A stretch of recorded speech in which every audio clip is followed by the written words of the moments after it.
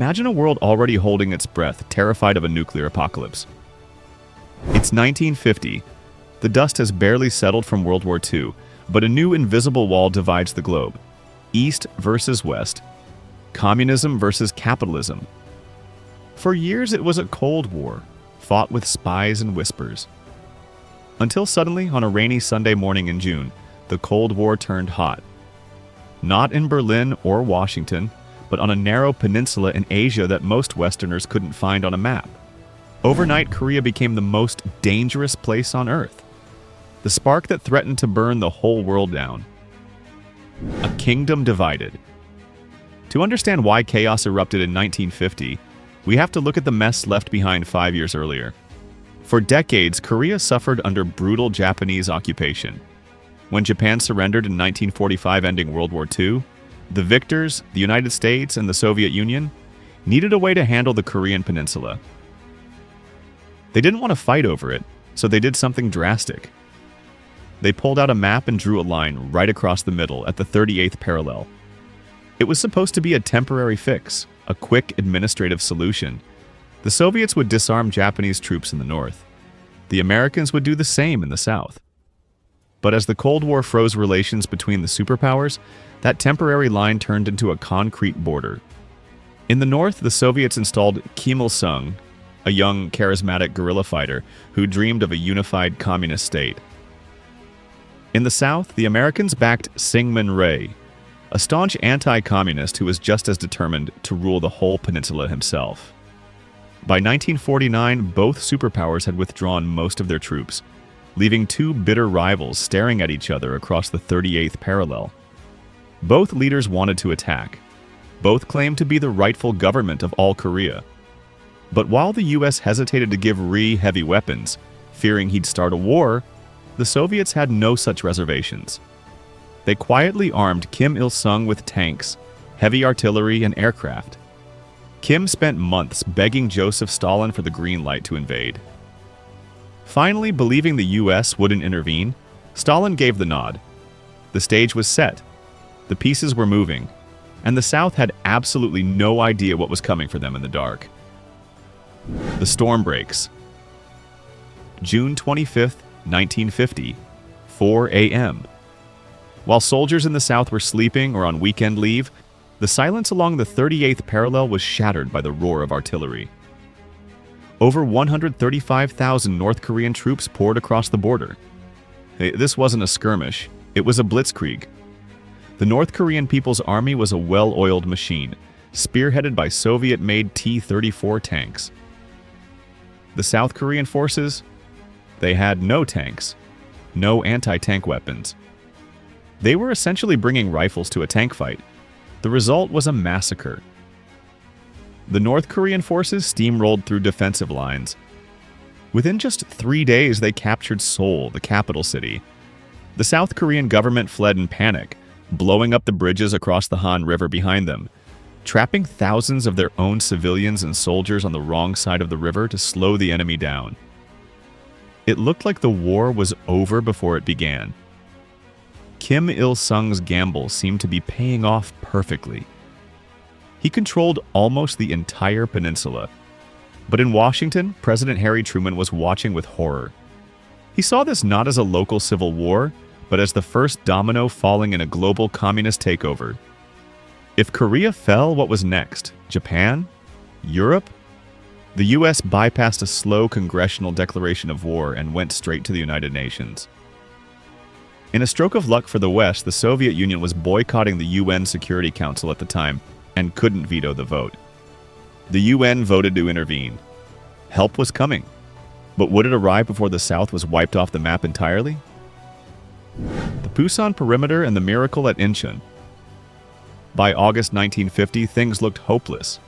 The South Korean army and the first arriving American troops had been pushed all the way down to the bottom corner of the peninsula, a tiny 140-mile defensive line known as the Pusan Perimeter. Their backs were literally against the sea. It was stand or die. For 6 weeks, they held the line in brutal close-quarters combat. The North Koreans threw everything they had at them, trying to knock them into the ocean. But the UN forces, now under the command of General Douglas MacArthur, held on by their fingernails. MacArthur, however, wasn't interested in just defending. He wanted to end the war with one decisive stroke. He came up with a plan so risky that almost everyone told him it was suicide. He wanted to launch an amphibious assault at Incheon, a port city way up the coast near Seoul. The tides were treacherous, the seawalls were high, and if they got stuck, they'd be slaughtered. On September 15, 1950, MacArthur rolled the dice. The landing at Incheon was a spectacular success. While the North Koreans were focused on smashing the Pusan Perimeter in the south, thousands of Marines landed behind them in the north, cutting off their supply lines. The North Korean army, trapped between the fresh troops at Incheon and the defenders breaking out of Pusan, collapsed. They scrambled back across the 38th parallel in disarray. The UN forces had done it. They had saved South Korea. But here is where success became dangerous. MacArthur and Truman decided that simply saving the South wasn't enough. Why stop at the border? Why not push north, destroy Kim Il-sung's regime, and unite the whole country under democracy? It was a tempting prize, but as UN troops raced toward the Chinese border, they were walking straight into a trap. The Dragon enters, Chinese intervention. It is October 1950. The weather is turning freezing cold. UN troops are confident. They've pushed deep into North Korea nearing the Yalu River, the border with China. The war seems won. Soldiers are talking about being home by Christmas, but they had ignored the warnings. China, led by Mao Zedong, had repeatedly warned the US to stay away from its border. Mao feared that an American presence in North Korea would be a launchpad to invade China next. He wasn't bluffing. Under the cover of darkness, moving mostly at night to avoid American planes, hundreds of thousands of Chinese soldiers had quietly crossed into North Korea. They were disciplined, tough, and masters of camouflage. On October 25th, the trap sprung. The Chinese forces didn't just attack, they swarmed. They used human wave tactics, overwhelming UN positions with sheer numbers and terrifying night attacks accompanied by bugles and whistles. The UN forces, stretched thin and unprepared for the brutal Korean winter, were hammered. The retreat from the Chosin Reservoir became the stuff of nightmares. In temperatures of 30 degrees below zero, guns jammed, vehicles wouldn't start, and frostbite killed as many men as bullets did. The UN forces were pushed all the way back down the peninsula, losing Seoul for a second time. It was a humiliating reversal. General MacArthur, furious, demanded permission to bomb China directly, even suggesting the use of nuclear weapons. President Truman said no. He didn't want World War III. He fired the legendary MacArthur for insubordination.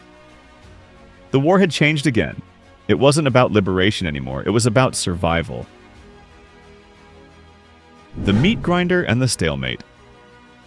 By the spring of 1951, the massive swings of the war, up the peninsula, down the peninsula, finally stopped.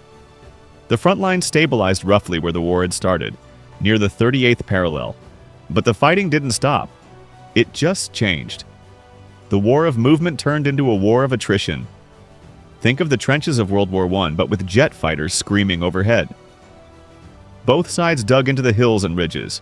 They fought brutal, bloody battles over unnamed hilltops just to gain a few hundred yards of territory, only to lose it the next day.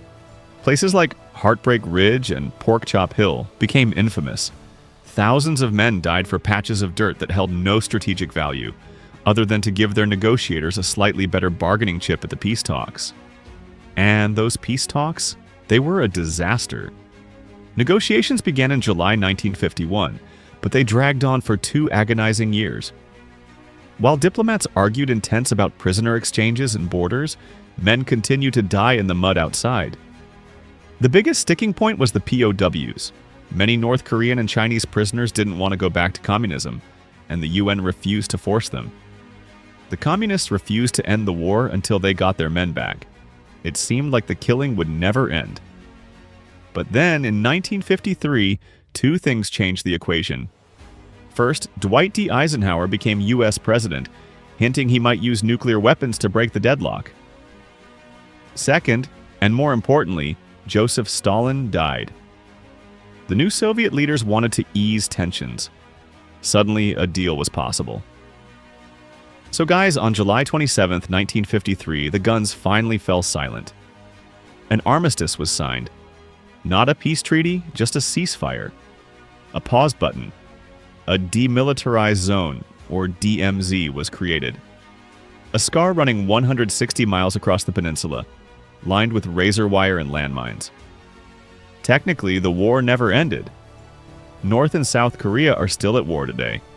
That temporary line from 1945 is now the most heavily fortified border in the world. The Korean War stands as a brutal reminder of the Cold War's cost, a conflict that solved nothing, divided a people, and left a legacy of tension that threatens global peace to this very day.